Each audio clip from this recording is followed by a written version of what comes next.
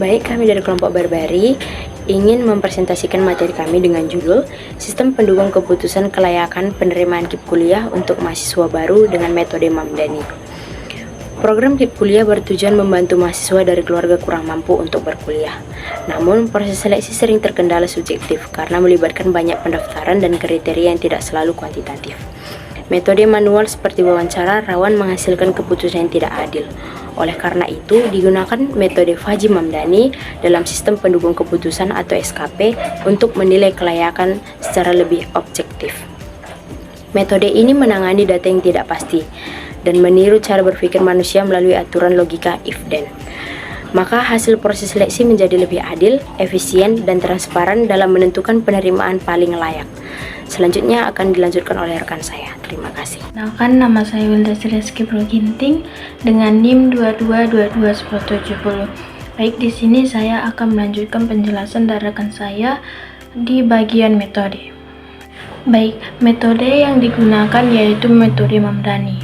Metode Mamdani adalah salah satu teknik logika Fajri yang digunakan untuk pengambilan keputusan berbasis aturan if-then.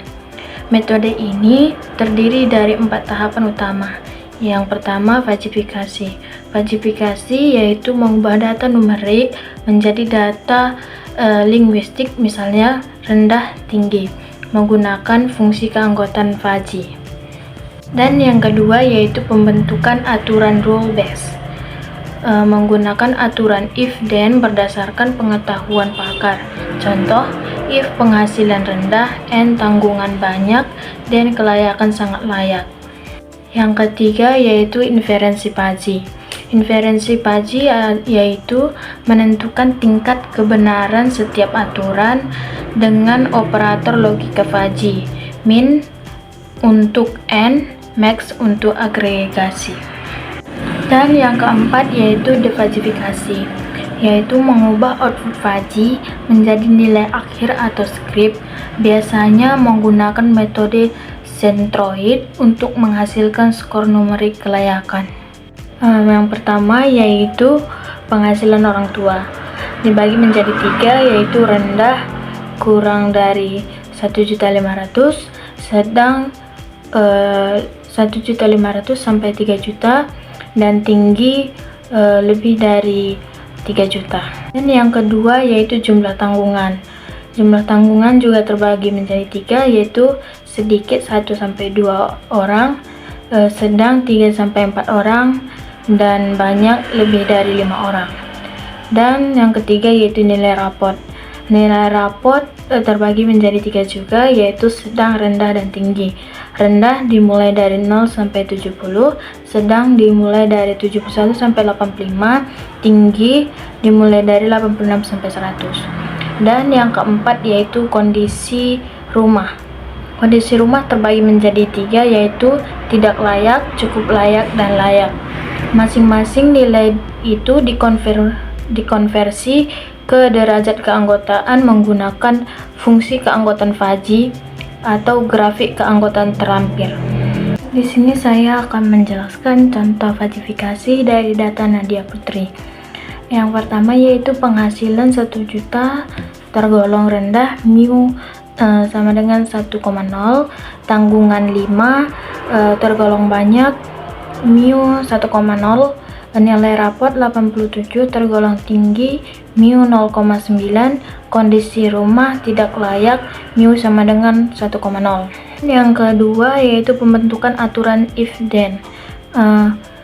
R1, if penghasilan rendah, n tanggungan banyak, n nilai tinggi, n rumah tidak layak, dan kelayakan sangat layak. R2 yaitu if penghasilan sedang, n tanggungan sedang, n nilai tinggi, n rumah cukup layak, dan kelayakan layak bersyarat. Yang ketiga yaitu R3, if penghasilan tinggi, n tanggungan sedikit, n nilai sedang, n rumah layak, dan kelayakan tidak layak. Setiap kombinasi variabel yang akan dicek terhadap aturan-aturan ini untuk menentukan output Fajrinya. Dan yang ketiga yaitu inferensi Fajri. Metode Mamdani menggunakan operator min, n, min untuk n, dan max untuk agregasi output dari aturan-aturan. Contoh inferensi dari data Nadia Putri yaitu menggunakan aturan R1.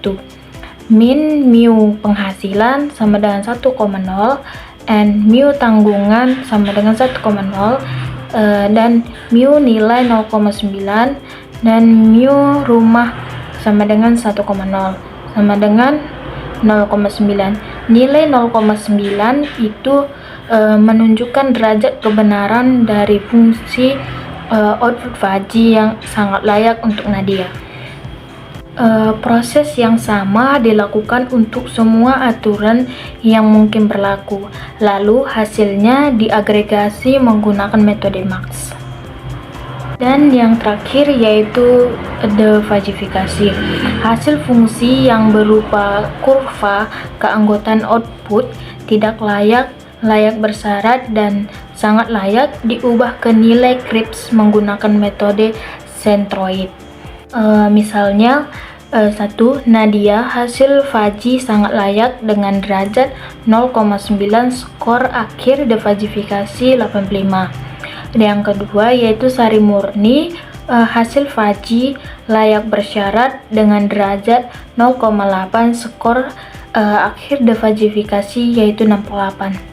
Dan yang ketiga yaitu Daniel Simbolon hasil fuzzy tidak layak dengan derajat 0,7, skor akhir defajifikasi yaitu 50. Baik, selanjutnya akan dilanjutkan oleh rekan saya.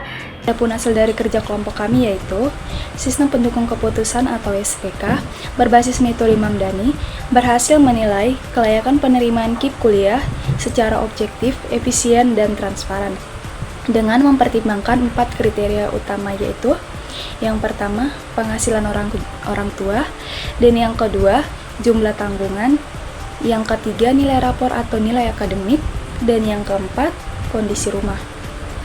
Hasil dari berupa rekomendasi yang dapat menerima KIP kuliah yaitu dengan tidak layak bersyarat, ataupun sangat layak. Selanjutnya pembahasan. Metode Fuzzy Mamdani berhasil digunakan dalam sistem untuk menilai kelayakan penerimaan KIP kuliah secara objektif. Sistem ini bekerja dengan mengubah data input, penghasilan, tanggungan, nilai raport, dan kondisi rumah menjadi nilai fuzzy.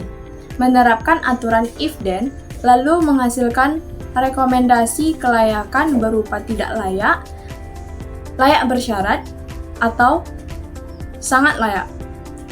Hasilnya, sistem mampu mengurangi subjektivitas, mempercepat seleksi, dan meningkatkan transparansi dalam penentuan penerimaan bantuan.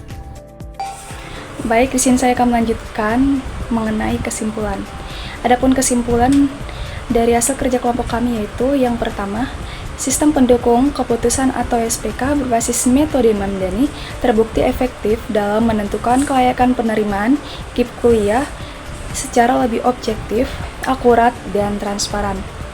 Sistem ini menggunakan 4 kriteria utama yaitu penghasilan orang tua, jumlah tanggungan keluarga, nilai rapor atau nilai akademik, dan kondisi rumah. Yang kedua yaitu proses seleksi menjadi lebih adil dan efisien, serta mampu mengurangi objektivitas yang sering muncul pada metode manual. Dan yang terakhir yaitu metode Mamdani sangat sesuai untuk kasus dengan jumlah kriteria terbatas yang memiliki batasan dan aturan jelas. Sekian dari penjelasan saya. Terima kasih.